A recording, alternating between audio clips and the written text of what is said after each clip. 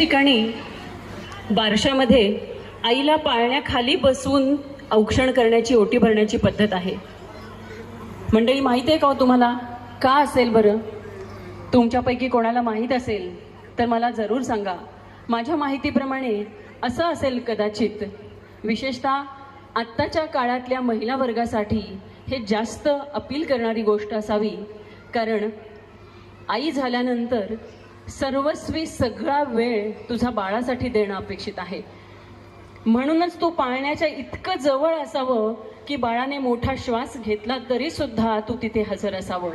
याचसाठी कदाचित पूर्वंपार पद्धत बाळाच्या आईला पाळण्याखाली बसवून ओटी भरण्याची असावी का? श्रेष्ठ की कुंकू श्रेष्ठ असा प्रश्न विचारता बरेच जण हळद श्रेष्ठ सांगतात, बरेच जण कुंकू श्रेष्ठ सांगतात. पण दोन्हीपैकी श्रेष्ठ काय वाटतं मंडळी तुम्हाला? कोणी सांगेल का? हळद श्रेष्ठ की कुंकू श्रेष्ठ असा जर प्रश्न विचारला तर कुंकू तर श्रेष्ठ आहेच, पण त्याच्याही आधी हळद श्रेष्ठ आहे. कारण हळद आरोग्य देणारी आहे. आपण महिला एकमेकींना हळदी कुंकू लावताना सुद्धा आधी स्वतःला हळद लावून घेतो. देवाला सुद्धा हळद लावताना, हळद कुंकू लावताना आपण आधी हळद लावून घेतो आणि मग कुंकू लावतो. कारण स्त्रीनं आधी स्वतःचं आरोग्य जपावं, तिने खंबीर कणखर राहावं, आरोग्य संपन्न राहावं, तेव्हा ती सगळ्या घराचा सुद्धा डोलारा आरोग्याचा छान पद्धतीने सांभाळू शकते. म्हणूनच की काय, आपल्या संस्कृतीमध्ये हळदीला अतिशय महत्त्व, पहिला मान तो हळदीचा. म्हणून आधी हळद आणि मग कुंकू लावण्याची पद्धत. ओटीभरणाच्या सोहळ्यामध्ये लेकीचं ओटीभरण आई कधीच शक्यतो गहू वापरून ओटीभरण करत नाही. शक्यतो आई लेकीचं ओटीभरण करताना तांदूळच वापरते. कारण तांदळाला आपल्याकडे अक्षदा म्हटल्या जातात.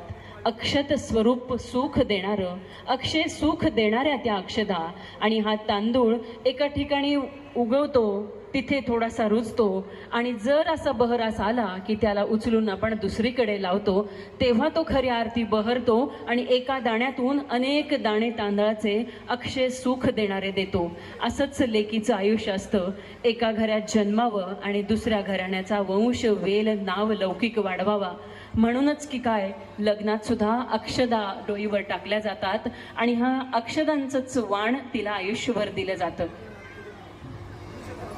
जीवाशिवाची भेट घालून देणारं निरंजन, कायम प्रेरणा देणारं हे निरंजन, कायम तेजस्वी राहण्याचा वसा सांगणारं हे निरंजन. आपण या निरंजनामध्ये तुपाचा दिवा लावून, तेलाचा दिवा लावून औक्षण करतो आईला. आणि जान्हवी बहिणींच्या आयुष्यात सुद्धा आजचा हा आनंदी क्षण लेकीची आई झाल्यानंतरच्या औक्षणाचा. माझ्या अंगणात लेकीचं येणं, माझ्या अंगणात लेकीचं येणं लाख मोलाचं सुख, अंगणात माझ्या लेकीनं जन्म घेणं. माझ्या घरी लेक, माझ्या घरी लेक, मी भाग्यवान एक, हसू तिचं अंगणी जणू घरात चांदणं. तिच्या चिमण्या पावलांनी तिने घरभर फिरावं, तिच्या पैंजणाच्या नादात मी सारा शीण विसरावं. थकून मी येतो, असं अमोलदादा म्हणतात बरं का लेकीसाठी. थकून मी येतो तेव्हा लेकीनं मिठीत विसावावं आणि आईकडे पाहून हळूच तिची तक्रार सांगावी आणि आईनं सुद्धा ते तितक्याच आनंदाने आणि कौतुकाने घ्यावं आणि बाप आणि लेकीच्या प्रेमात तिने आनंदाने रममाण व्हावं. रोजचाच तो शिणवटा सगळं विसरून मी माझ्या घरासाठी आता नव्या उमेदीनं उभा राहावं, जगावं. कितीही थकून आलो तरी तिच्याकडे पाहता आता मी या जन्मावर, या जगण्यावर शतदा अधिक प्रेम करावं. असा आनंदी क्षण एका लेकीच्या येण्यानं अमोलदादांच्या आयुष्यातला. असं माझ्या लेकीचं पाऊल माझ्या गाडीवर असावं, तिने माझ्या घरभर फिरावं. परक्याचं धन असलं तरी सुद्धा तिनं माझ्या काळजाचा तुकडा असावं. परक्याचं धन असलं तरी तिनं माझ्या काळजाचा तुकडा असावं. तिच्यामुळे मी मात्र जगातला सगळ्यात श्रीमंत माणूस, लेकीचा बाप म्हणून अभिमानानं मिरवावं. माझ्या घरी लेकीचं येणं अशा स्वरूपात व्हावं. तिच्या बोबड्या बोलांमधल्या गमतीशीर 50 प्रश्नांनी माझ्या आयुष्यातले प्रश्नांचं कोडच सुटावं. तिचे हट्ट पुरवताना मात्र मी माझं भान हरावं. तिची आणि दादाची गट्टी मजा मस्ती पाहताना आयुष्याचं माझ्या खऱ्या अर्थी सोनं व्हावं.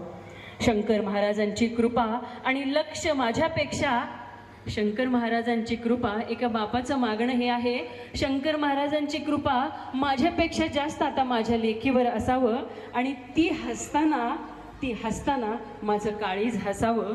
तिला देता कोणी दुःख मात्र माझ्या मनात अंगार फुलावं. असं काहीसं माझ्या लेकीचं येणं.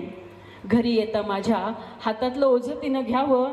आलास का बाबा, आलास का बाबा असं म्हणत अलगद मिठीत येऊन कानात हळूच चॉकलेट मागावं आणि नाही नाही दात किडतील बाळा असं म्हणत मीही हळूच खिशातून काढून द्यावं. आणि अशा वेळी आईने आम्हा दोघांकडे डोळे वटारून पाहावं आणि तिच्या त्या डोळ्याचा सोस सुद्धा आम्ही तितक्याच आनंदानं घ्यावं.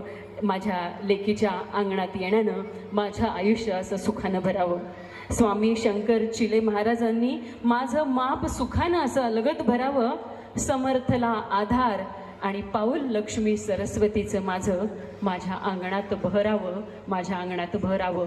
माझ्या बरोबरच माझ्या घराचा, माझ्या कुळाचा, माझ्या पूर्वजांच्या पुण्याईचा डोलारा तिने सांभाळावं आणि जगात तिने माझं नाव अलौकिक करावं आणि तिचा बाप म्हणून मी मानाने मिरवावं. होय, मी माझ्या लेकीचा बाप अमोल कसबेकर. धन्यवाद.